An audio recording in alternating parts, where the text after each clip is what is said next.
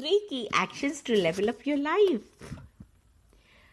If you want to reach your full potential, you need to level up your life. You need to take your life to the next level, and you need to do that constantly. I know this is easier said than done, but the reward makes it worth the effort. You will have the fulfilling life. So, how can we level up our lives? I believe there are 3 keys actions you should take for that. The 3 key actions: upgrade your beliefs. Your beliefs are the force behind your actions. They are powerful because they influence your actions subconsciously. Your beliefs are like trees and your actions are like the fruits. As long as the trees are there, if you keep bearing fruit, that's why it's important that you change your beliefs if you want to change your actions. To do that, you need to identify the negative beliefs that hinder you, the beliefs that could be about your ability, I've never do that, or your environmental situation is hopeless. What are they in your case?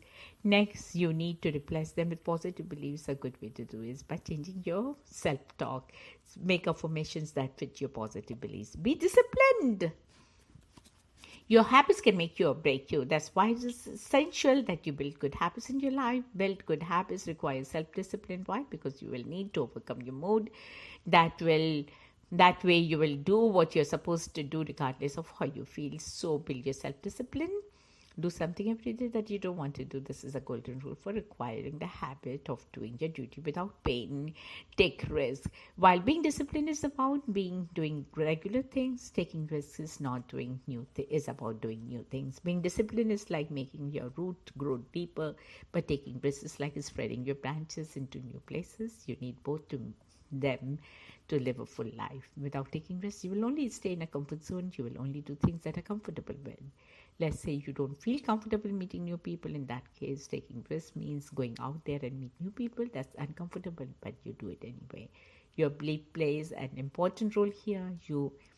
If you see taking risks as a way to embarrass yourself, you wouldn't do anything. But if you see it as an adventure, you would be eager to do new things. These are 3 key actions to level up your life, upgrade your beliefs, and be disciplined and take risks. Do them and you'll be on your way to reaching your full potential. Very nice. Very, very good. Lord. Thought for the day. Those who are immersed in selfishness, egoism, greed, vice, violence, and uprightness will suffer from evil urges in the last days and destroy themselves.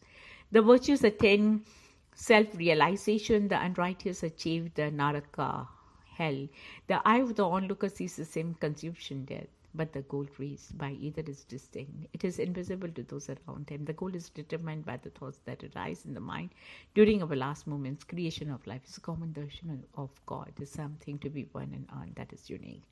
Command the mind, regulate your conduct, keep your heart straight and clear, and then you will get the grace of God. Struggle to realize Atma and visualize God. Even failure in this struggle is nobler than the success in other worldly affairs. Instead of indulging in vain prattle, glorify God and walk in His path and pray to Him. Spend the allotted span of the years in the contemplation and adoration of the Almighty, not to preserve praise of the feeble or the futile and the weak. Life is an opportunity afforded to each, not to eat and drink, but to achieve something nobler and grander, to master oneself and emerge in the reality. Fools who cannot grasp the truth, those who cannot recognize divinity and the power of the God, and who have no faith in the God, live in the delusion that the plans will save them, and that they can triumph through their own efforts. The fact is, not even the smallest success can be won without God's grace. Though it is true that we should not sit with folding hands, believing that the thing will accomplish itself if and when God wills. Human effort is essential, and if everyone must put in the sincere work. You must use the strength and the skill that you are endowed with the resolve to proceed with the task, laying the responsibility for success on God, for without the grace of the God, all effort will be rendered fruitless. Habit with Him was all the test of the truth. It must be right. I've done it from the youth. When you attain a fulfillment, your life will be saturated in an excelled ananda, divine bliss, and you will experience oneness of thought, emotion, and knowledge with all. You will be in ecstasy, immersed in the one and the only eternal divine principle, for that alone can confer joy. That is the genuine joy, that there is no other. God is the embodiment of the eternal undiminished joy. This loyal to God, accept the action that God is the highest source of joy. It's been feeling sickly. So having home to myself felt like being true to my divine within. I said, I'm sorry to God within, told him how much I love you, love my dear. But every time I've shown my love to him, he has only made it so worse for me. That I'm paranoid, fearful, go crazy, holding it all within. Well, just now I stopped loving him, just so I can set myself free from all the paranoid fear and the craziness, for otherwise his hatred kills me. Feeling better, not feeling nothing at all. But that nothingness makes me not want to do nothing, care for nothing, be nothing, not give a damn about life, growth, well-being. And then I get into depression. It's impossible to get out of it for laziness. It's much better to deal with than dealing with Dear's hatred, his madness, his anger, his frustration, his curses and screaming. Now shut my eyes and go on, express yourself and look deep within. For a journal writing is it being true to yourself, looking in your soul, connecting to your deepest fears and desires. So you can on one end deal with depression, on the other ecstasy, the joy of well-being, the enthusiasm, the God within, so powerful you feel mighty strong, be the pillar of for dear support for home, guiding, strong will, working hard, feeling useful, just so good. Feeling good is no good if my dear is not feeling good in my happiness. Now he has understood this very well. Why is she so happy? If I'm unhappy and I say the same thing repeatedly, how can I be happy when my dear is so unhappy? How can I rest when my dear is working so hard? How can I be lazy when my body is tired, when he is pushing himself so far, when he is so tired? Every support, care, consent, right suggestion, he bombards me with the evil intentions. His anger at every right move of mine makes me want to do wrong, just only to win his support, knowing so well in my heart that he knows truly in his heart. I mean him that most best. His well-being is my main concern. Even when I speak to Krish, I repeat the same. Your father loves you at most, cares for you the most. Forget all this. It's only madness. Bina, you would better be leaving him. With his misery, or misery loves company. So he's making you miserable with his madness, anger, hatred now. You cannot change no one until they themselves want to change. Right now, you need to take a hold of yourself. For you are not 25, you are 25 years son is acting retired and you are working overtime to destroy your health and happiness, spiritual powers and well-being. Yes, I'm not going to work. I'm called for and for nothing is happening. Journal writing today is my main concern, to communicate with my higher power. But good Lord God, I'll tell you, I shall stop right here, move on to the next mail to continue, for I'm truly very afraid. I'm afraid that my dear knows I love him and he loves it. Wing is my strength. He should destroy me completely, and I'm sorry to say I cannot, Lord. You, Lord, when I don't feel no love in my heart for my dear. Many a times I don't even want to love Krish if I cannot love my dear. I don't even love myself when I don't love my dear. Why, God?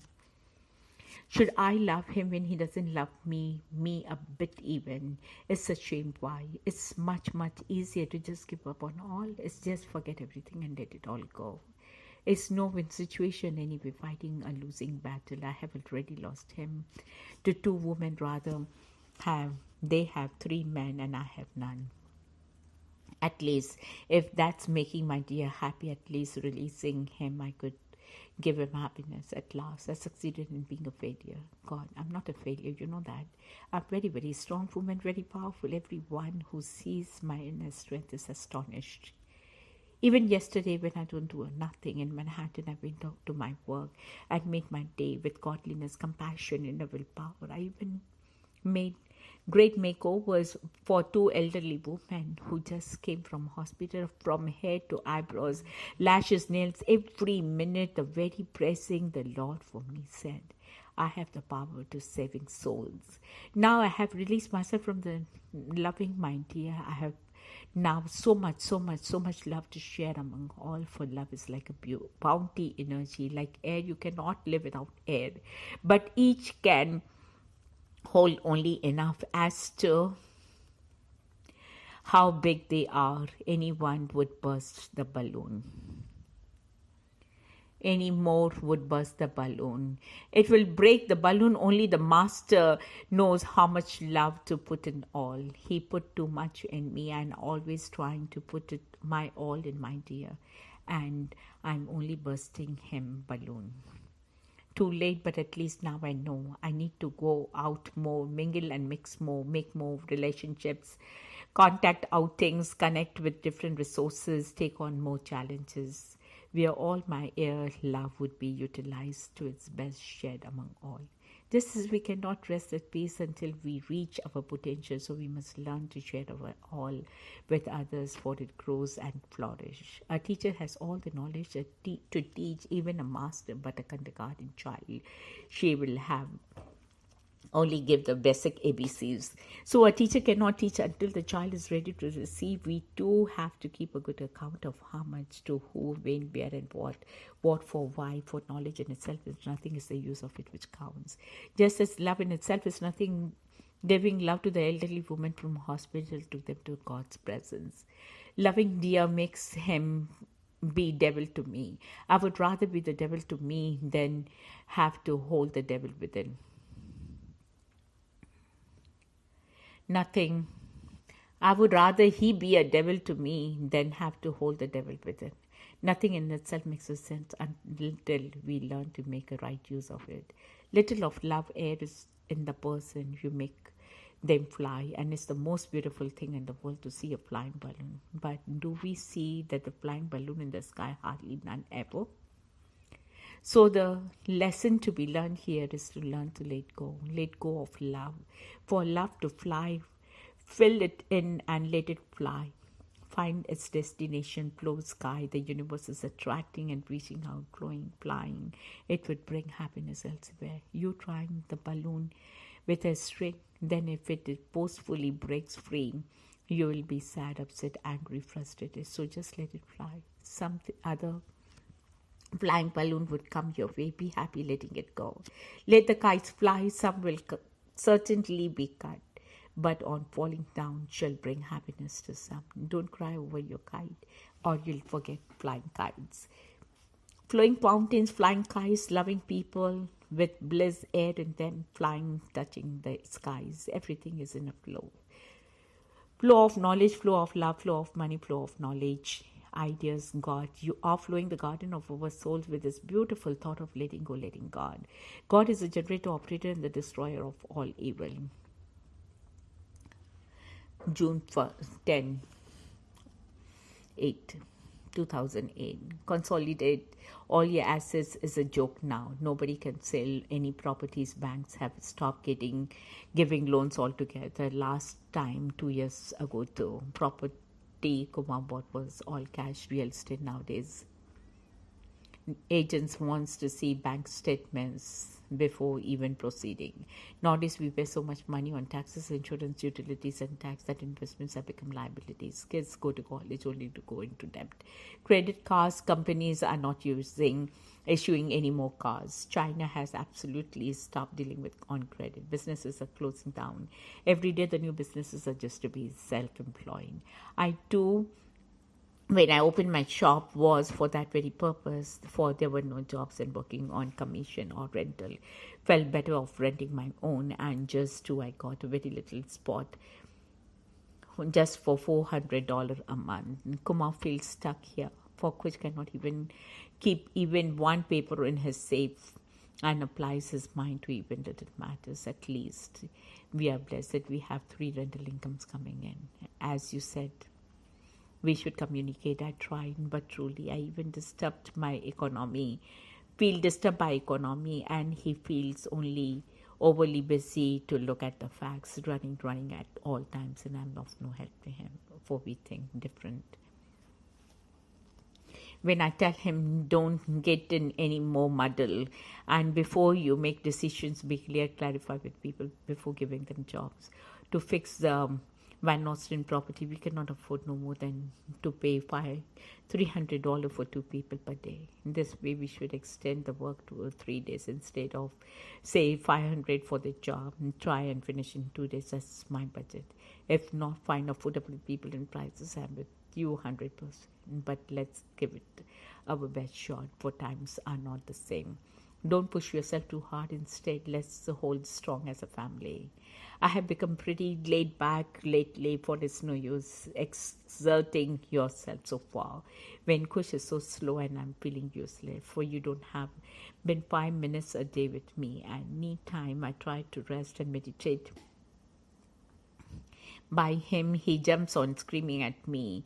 That's why you want to sleep, or bringing movies from the library. Don't you have things to do? God, bye. You're very right. We fear the dollar is going to devalue very badly too. I thought a book recently, Dollar Meltdown. Without reading, I lost it. The fine is $28. Library work. Every small loss like this seems upsetting. Kush doesn't understand any seriousness when Kumar tells him anything about finances, says we'll take money out of our locker. But that totally makes Kumar shocked that Kush has so absolutely no concept of reality and life. He's so lost in his world, we'll have to take care of him. Even the girl in Madras is not interested in him no more. So for him to be in India is out of question. He says, what for? I'm not trying to tell you anything new. Why people leave India for better life, right? Similar way, why people leave America, of course, better life. I just try to convince you. India is a place where you can lead better life for the rest of your life. Very nice. Lord bless us. Looking at the photos, pictures on our wall, dogs and the cats now gone. Each has their place and the space in my heart. The story sad and sweet. The first and the sweet one. Our unadoptable shy girl that taught us how to love. Our big grey boy, more dog than cat, dog cat he has, our smiling blue dog. Loved to play more than eat, bouncing and jumping, and to the last, the old guy that passed through for only a while and that was always sad. We gave him what we could. That little sweet girl that you brought home one day, a rescue that came and went over ever so fast and stole our hearts in a brief time. And now there are two dogs and two cats, puppies and kittens once upon a time, each reminding to love for life is too short sometime. I returned to the river of the times of my life. I thought of my father and I cried, for I could not remember the color of his eyes. I tried and I tried to conjure his memories fading into the past, dissolved in the river of time. So I sat by my river and I cried. I remember the day after when everything was not reality inescapable. A nightmare we knew would never end, but what was then today? Just like all those before, a new day dawns, and amongst the residue of the pain, life merged. A new wind today holds, I cannot say, and therein may be what some call grace. A friend died the other day alone, his body cold, not found for days. I saw his struggle, sometimes near, sometimes far, but I recognized that, for it looked so much like my own. I'm here and he's not. The difference between him and me, who knows? I only know that I recognize the look in his eyes, for I saw the same eyes once upon a time in the dirty mirror on the bathroom wall. When you notice someone does something toxic the first time, don't wait for the second time before you address it and cut them off. Many survivors are used to wait and see tactic, which only leaves them vulnerable for a second attack. As your boundaries get stronger, the wait time gets shorter. You never have to justify your intuition. Blame shifting and projecting their malignant traits onto their partners during conversations while using a false charismatic self to make the victims look like the crazy ones. It's almost as if they hands off their own traits or shortcomings to their victim, as if to say, here, take my pathology, I don't want it. Narcissists do not choose us because we are like them. They choose us because we are the light to their darkness, regardless of any of their vulnerabilities. We exhibit the gorgeous trait of empathy, compassion, emotional intelligence, or authentic confidence. That's their fragile ego and false masks would never achieve. A child was being abused by his parents. It didn't stop loving his parents. It stops loving itself. The fact of the matter is, if we have been in an abusive relationship, you don't really know what the experience it is like. Furthermore, it's quite hard to predict what you would do in the same situation. I find that the people most vocal about what they would have done in the same situation often have no clue what they are talking about. They have never been in the same situation themselves. By invalidating the survivors' experience, these people are defending an image of themselves and their identity with a strain, not realizing the abuse survivors are often the strongest individuals out there. They have been belittled, criticized, demeaned, devalued, and yet they still survive. The judgmental ones often have little or no to no life experience regarding this situation, yet they feel quite comfortable silencing the voices of the people who have actually been there. Narcissist gaslights you, so you begin to gaslight yourself into thinking what you are feeling, hearing, seeing, and experimenting isn't true. The narcissist partner can manipulate you into thinking that perhaps that hurtful comment really was just a joke and that their infidelity was just a one-time thing. Many of these partners engage in pathological lying and rewrite reality on a daily basis to suit their needs and to conceal their manipulative agenda. What's important to remember is that while human beings in general can engage in toxic behaviors from time to time, abusers use these manipulation tactics as a dominant mode of communication. Toxic people such as malignant narcissists, psychopaths, and those who with antisocial traits engage in the maladaptive behavior in a relationship that ultimately exploit, demean, and hurt their ultimate partners, family members, and friends. So, for those who think that abuse survivors can simply logically process their situation and get out of and over the situation easily, think again. The parts of your brain that deal with planning, cognition, learning, and decision making become disconnected with the emotional parts of your brain. They can cease to talk each other when an individual becomes traumatized. It usually takes a great deal of effort, resources, and strength and validation addressing bullying on all the levels of body and mind for a survivor to become more fully empowered to begin to heal from this form of trauma. Dissociation leaves us disconnected from our memories, our identities, our emotion. It breaks the trauma into digestible components so that different aspects of the trauma get stored in different compartments of our brain. What happens as a result is that the information from the trauma becomes disorganized and we are not able to integrate these pieces into a coherent narrative and process trauma fully until, hopefully, with the help of validating trauma-informed counselor who guides us to the appropriate therapies best suited to our needs, we confront the trauma and triggers in the safe place. Narcissist abusers first idealize their partners, flattering them excessively, giving them all sorts of attention in the form of the constant tests and gifts. They share secrets and the stories with you to create a special bond. This technique also enables you to feel if you can share the deepest insecurity and desires with them later. They will use your disclosure as ammunition and pick at your weak spots to regain a sense of psychological control. Information was key. Once you begin waking up to what has been happening around you the whole time, you can begin stopping the cycle, which anchors the narcissist as to an interesting boiling point. In the book Psychopath Free, the method of triangulation is discussed as a popular way to narcissist maintains control over your emotions. Triangulation consists in bringing the presence of another person into the dynamic of the relationship, whether it be an ex-lover, a current mistress, a relative, or a complete stranger. Their manipulation is psychologically and emotionally devastating and very dangerous, especially considering the brain circuitry for emotional and physical pain are one and the same. What a victim feels when they are punched in the stomach can be similar to the pain a victim feels when they are verbally, emotionally abused, and the effects of the narcissist abuse can be crippling and long-lasting, even resulting in symptoms of PTSD and complex PTSD.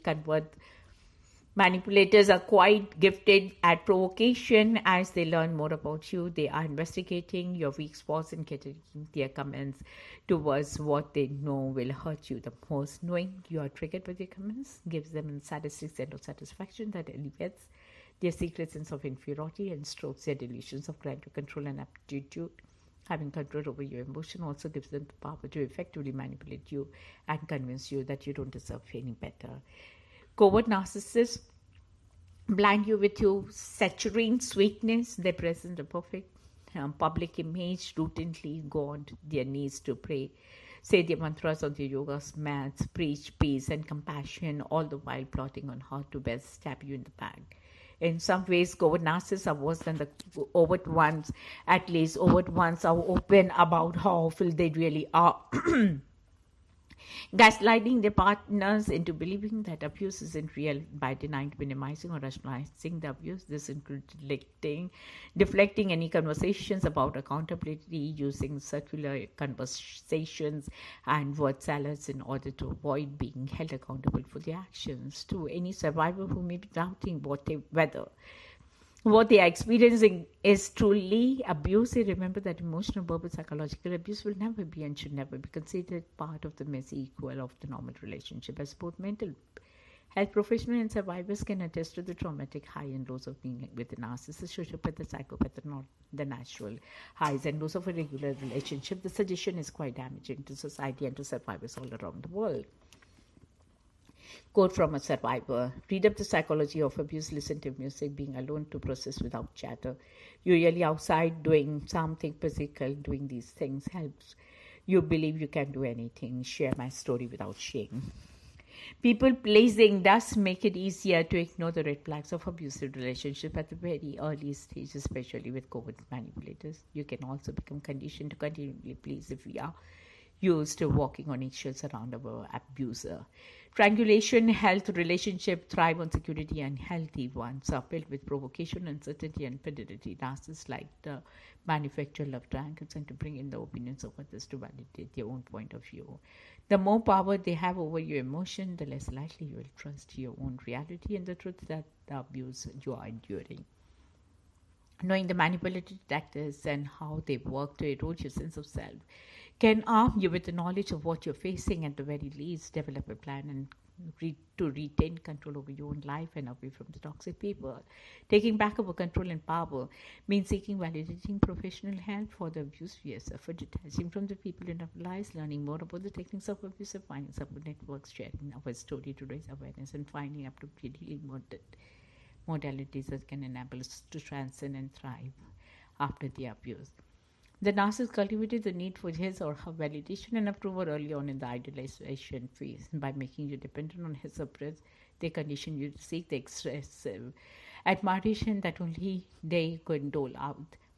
Now, as they devalue you, you use your need for validation to their advantage to withdraw, frequently appearing sullen at every opportunity and conveying every generous thing you do for them as a failure on your part that falls short of your ludicrous expectation. Nothing can meet their high standards, and everything wrong will be pointed out. In fact, even the things they do wrong shall be pinned on you. At the same time, relationship with the narcissist is also a catalytic root awakening into the fact that people are rarely who they portray themselves to be. As knowledge, as experiences, insight, and wisdom, perhaps the kind you wish you didn't have. Sometimes it's even social capital, enabling you to navigate even more intelligently with more discernment than ever before. You are wide-eyed and vigilant. You see what other people don't see. You learn about boundaries and your values. You recognize the value of authentic people, those rare breeds who wear their hearts on their sleeve and bleed integrity instead of exploit that quality in others. It doesn't have to be a waste of time to happen through this experience, even when validating how painful it is to the fact that no one should ever have to go through it. When you have been through something horrific like this, at the very least, you are owned the fruits of its wisdom and the drive it provides you to kick some serious ass. The narcissist relies on jealousy as a powerful emotion that can cause you to compete for his or her affection. So provocative statements like, I wish you would be more like her, or he wants me back into his life, I don't know what to do, are designed to trigger the abuse victim into competing and feeling insecure about his or her position in the narcissist's life. Triangulation is a way of narcissist maintains control and keeps you in check. You're so busy competing for his or her attention that you're less likely to be focusing on the red flags within the relationship and looking for ways to get out of the relationships all along. See, narcissists don't truly feel empathy for this. So during the discard phase, they often feel absolutely nothing for you except the excitement of having exhausted another source of supply. You were just another source of narcissistic supply. So do not fool yourself into thinking that the magical connection you existed in the beginning was in any way real. Their manipulation is psychological and emotionally devastating and very dangerous, especially considering the brain circuitry for emotional physical pain are one and the same. What a victim feels when they are punched in the stomach can be similar to the pain a victim can feel when they are verbally, emotionally abused, and the effects of narcissistic abuse can be crippling, long lasting, even resulting in symptoms of PTSD and complex PTSD. Meditation will be one of the most powerful tools in your self-care toolbox because it's something that you can do for the rest of your life on your own at any time, for any duration of time, for no cause. Mindfulness, which involves turning our attention back to the present moment, is essential to refocusing our mind, body, and spirit from the past and placing it solidly into the reality of the here and the now. Many abuse victims don't wish to let the abusers move on to the next victim after terrorizing them because they fear that the next person might be treated better. They are confirming their own sense of worthlessness that was instilled by the abuser in the first place. They may also have the unending sense of needing a real apology or seeing a karma at work before they feel they can truly let go. Mindful emotional regulation increases emotional awareness by reducing midline prefrontal reactivity and more sustained limbic network activation. I once read a book that described a certain form of narcissism as a near perfect embodiment of evil. If so, the person suffering from such should be treated as though they were possessed, for the pain inside the world is even greater than the pain outside. Imagine a life without even wonder, without love for the other, with no sense of anyone other than yourself, is a form of psychological hell.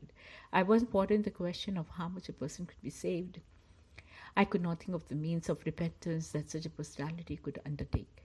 It was for me one of the life's unsolvable mysteries, perhaps a salvation that can happen within the depths of the soul, trapped within the confines of its own endless shame. I have seen many head phrases written about narcissists. They are probably the most poisonous relationships ever encountered in a test of compassion. I think to put it oneself in their shoes and to imagine the agony of such an existence. It's an act of true compassion to pray earnestly for their salvation and for our own deliverance from our refusals to love. It is also a reminder that despite the toxic nature of some shame, there is a core of healthy shame that is utterly necessary to our existence as creatures and our ability to love. It reveals to us both that we are and what we are not, both are equally necessary. Seven things you'll never see a narcissist do. Because of their fundamental sense of worthlessness and compensatory grandiosity, narcissists play by different rules than the rest of us. Here's a short list. Never do list. Apologize. Admitting wrong is uncomfortable for most people, but the give and take in relationship and times calls for an acknowledgement of fault. Healthy people usually know that they owe an apology and are willing to give, whether it be interpreted failure to deliver on a promise is something hurtful or lose our temper beyond reasonable bounds. We offer an apology to show respect and caring. The narcissist, on the other hand, never apologizes, seeing himself as above reproach. He never feels he has done wrong. His sense of superiority over others reinforces his belief that other superior beings are always to blame for anything that goes awry. Even if the narcissist is actually responsible, sometimes narcissists express false apologies, which are designed to deflect blame back onto others. An example of false apology is, I'm sorry, you are so sensitive and can't handle real life. Take responsibility. 2. Above all, the narcissist repudiates responsibility because she has built her identity against the fundamental feelings of invalidation. She's intensively sensitive to shame and blame. Responsibility of any kind triggers the narcissist's threat of exposure to criticism. The narcissist is so averse to responsibility, she systematically stages the life to avoid it and becomes masterful at denying and projecting it onto others, particularly those closest within her sphere of power, her partner and children. 3. Self-respect. Narcissists are terrified of their own shadows. The long-hidden child within who has irreparably damaged, and those feelings of inadequacy the narcissist constantly overcompensates for. For the narcissist, self-reflection is a dangerous territory to be avoided at all costs because it represents unbearable vulnerability. This is why the narcissists rarely seek therapy, avoid honest communication, refuse accountability, and readily resort to raging sense defensive outbursts to blunt the truth. Forgive me. For the same reason, the narcissist does not apologize. He will never forgive. He also never forgives. To him, everyone represents a potential threat to be defeated, and he's hyper vigilant to be perceived or, more rarely, real attack. This is a battle zone, and the narcissist is always fighting for survival. Narcissists regard any kind of hurt as cause for retaliation and revenge if someone apologizes to them, often in a misguided attempt to end conflict. Narcissists see it as a proof of either superiority and make their opportunity to further punish that person for whenever he and she may or may not have done wrong. Genuine forgiveness is not part of the narcissist's emotional lexicon, fundamentally because the narcissist cannot forgive himself. Why act selflessly? Selflessness is the antithesis of narcissism. Because the narcissist lacks empathy or has an inflated sense of entitlement, acting selflessly is beyond her compensation. At the core, the narcissist has nothing to do with because she has a survival is at the stake and nothing else matters. Narcissists, by definition, are locked up